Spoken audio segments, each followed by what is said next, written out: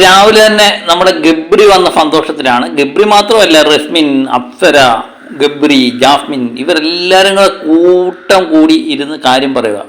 അവരെല്ലാവരും കൂടെ കൂട്ടം കൂടി ഇരുന്ന് കാര്യം പറയുമ്പം ജാസ്മിൻ എന്ന് ആരെപ്പറ്റി ആയിരിക്കാം ഒരുപക്ഷെ പറയുന്നത്? നിങ്ങളൊന്ന് ഗസ് ചെയ്ത്. കറക്റ്റ്, ജിൻഡോയെ പറ്റി തന്നെ. നിങ്ങൾ വിചാരിച്ച ആളിനെ തന്നെ. ജിൻഡോ ഒരു കള്ളനാണ് എന്ന് സമർത്ഥിക്കാൻ ശ്രമിച്ചുകൊണ്ടേയിരിക്കുകയാണ് ജാസ്മിൻ. അപ്പം മറ്റുള്ളവർ കേട്ടുകൊണ്ടിരിക്കുന്നത്, ആരും ഒന്നും പറയുന്നില്ല.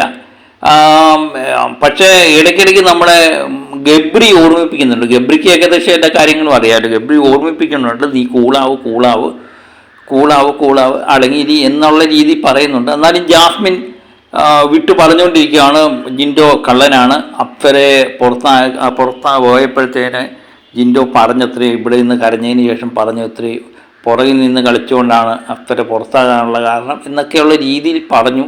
അപ്പോൾ ഞാൻ പറഞ്ഞു, അങ്ങനെയെങ്കിൽ അപ്സര ചേച്ചിയുടെ മുഖത്ത് നോക്കിയപ്പോൾ നിങ്ങൾ പറയണമായിരുന്നു, അതെന്താ പറഞ്ഞില്ല എന്നൊക്കെ ചോദിച്ചായിരുന്നു.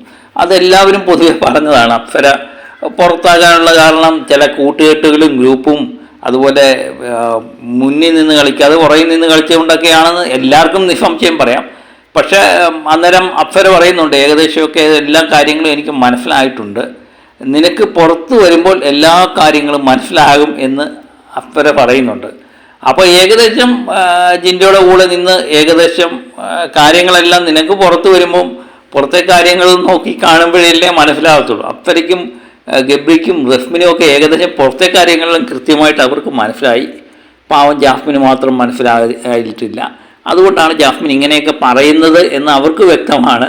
അവരതുകൊണ്ടാണ് ജിൻഡോ കള്ളനാണ് എന്ന് പറയുമ്പോഴും അവർ പറയുമ്പോൾ എല്ലാ കാര്യങ്ങളും മോക്ക് പുറത്ത് വരുമ്പോൾ മനസ്സിലായിക്കൊള്ളും എന്ന കാര്യങ്ങൾ ഓർമ്മിപ്പിക്കുന്നത്.